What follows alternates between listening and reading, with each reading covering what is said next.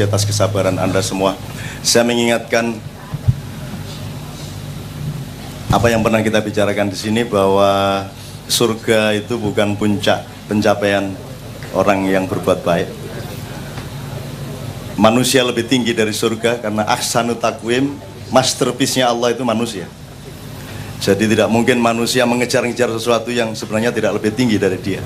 Jadi Anda ini, orang Indonesia ini masih tingkat pertama, yaitu orang yang rajin beribadah, suka umroh, apalagi yang korupsi.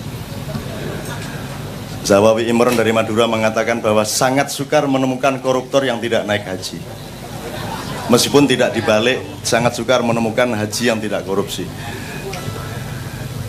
Jadi orang yang masuk surga yang pertama adalah orang yang rajin beribadah. Tapi itu surganya di kelas ekonomi, deck, kapal bagian bawah. Kalau Anda mau naik tingkat di kelas VIP, Anda menjadi orang yang rajin dan selalu melakukan apa saja, baik dalam beribadah maupun dalam bekerja, senantiasa mencari ilmu. Maka Anda akan mendapat surga yang tinggi. Jadi selalu mencari ilmu, selalu menganalisis, selalu memaknai, selalu memiliki tradisi untuk menemukan makna dan nilai di setiap benda, di setiap yang dilihat, setiap yang didengar, di setiap yang dilakukan. Nah, surga Anda tinggi. Tapi kalau Anda ingin lebih tinggi lagi, Anda bukan nomor satu beribadah, bukan nomor satu mencari ilmu, tapi Anda menjadi pekerja keras. Barang siapa melakukan pekerjaan-pekerjaan yang baik dengan keras, faman ya'mal amalan sholihan, maka dia bukan hanya mendapatkan surga, karena surga kecil baginya. Dia mendapatkan tempat tersendiri di mana dia hidup bersama Allah dan dibukakan wajahnya Allah. Nah, bangsa Indonesia ini baru bangsa tingkat pertama rajin beribadah, bikin sinetron yang direligi-religikan. Soal tingkat kedua yang VIP, ilmu kita masih sangat rendah. Kalau sudah ngobrol di Kenduri Cinta, karena ngomong liberalisme, katanya kita ini kaum pluralis liberalis. Tapi kalau melakukan kayak ini tadi, terus katanya Islam eksklusif. Jadi pokoknya aku ngertine aku nek kupluan mesti wong apik. Ngono tok. Jadi kita tuh ilmu kita baru sampai di situ. Sak pokoknya. Saya menghormati teman saya yang menerbitkan buku Da Vinci Code. Bukan Da Vinci Code, tapi Da Vinci Code yang baru terbit hari ini. Nanti kalau ada waktu kita mohon ke depan untuk memberikan sinopsisnya. Maksudnya kita ini orang yang masih linear berpikirnya, di tengah 4 cara berpikir, linear, zigzag, spiral, dan sirkular atau siklikal atau kafah dalam Islam. Nanti kita jelaskan kalau ada waktunya. Tapi intinya adalah kita ini gitu. Saya ini di Jawa Tengah, di kalangan kiai katanya MH itu ikut liberal. Gak liberal ki opo. Saya itu bukan liberalis. Saya itu radikalis.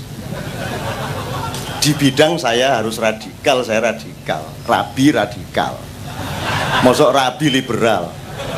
Terus nek gak bojo gak mulai-mulai terus nonggo gitu. Enggak bisa. Di dalam perkawinan saya radikal dan fundamentalis, bojo ya bojo, gak oleh dibolak-balik diganti sama pembantu rumah tangga, nggak bisa.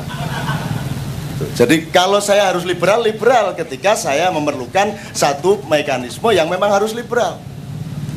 Tapi pada saat yang lain yang diperlukan radikalisme, misalnya sunatnya ojo moderat, dikrikiti nggar sito, wes krikit sito, mari ngono setahun meneh upacara meneh krikit meneh gitu. Enggak, sunat ya tel ngono.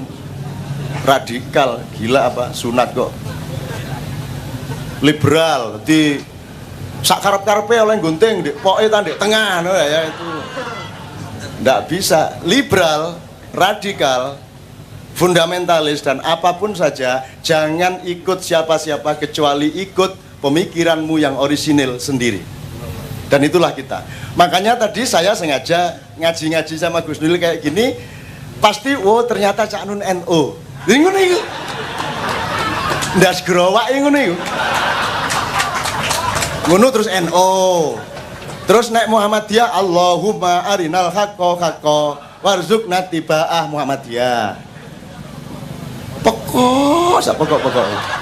Kita masih seperti itu. Dan makin seperti itu. Nah, masyarakat Kenduri Cinta adalah calon pemimpin Indonesia baru yang berpikirnya sudah lebih nalar, lebih maju. Jadi jangan dipikir Kiai Kanjeng aliran apa? Ngene iki Bang wis. Ngene iki Bang aliran apa? Wah, ternyata aliran istighosa. Aliran kok istighosa, alirannya nek gak sungai yo listrik, ya itu aliran. Nah, makanya sekarang saya minta, Anda tahu asal-usul musik punk? Punk itu pelopornya ada temennya David Bowie, namanya dalam dunia musik disebut Iggy Pop. Dia nama aslinya James, siapa, dia lahir di Michigan, di Detroit. Dia gurunya Mick Jagger, tapi dia tidak terkenal di Indonesia, tapi bisa kalau nyari CD-nya di Ratu Plaza situ, di tingkat berapa itu yang murah-murah itu. Iggy Pop itu sampai kalau pentas sampai telanjang. Dan musik punk itu cirinya satu, notasinya hanya grade-nya 1, 2, 3, paling 3 grade paling pol, dung dung dung, paling gitu toh. Gua sampai diwolak-walik enggak, nomornya cuma tes, kata-katanya 1, 2 kata, fucking, bullshit, tancuk, dobol, gatel, prek, cuman gitu dong. Why? Kenapa? Karena si Iggy ini sudah pusing sama pemerintah Amerika Serikat yang ngomong banyak kepada dunia, seolah-olah dia mau menyelamatkan dunia, padahal mau ngerampok. Maka reaksinya musik punk cuma satu, fuck you, ngono.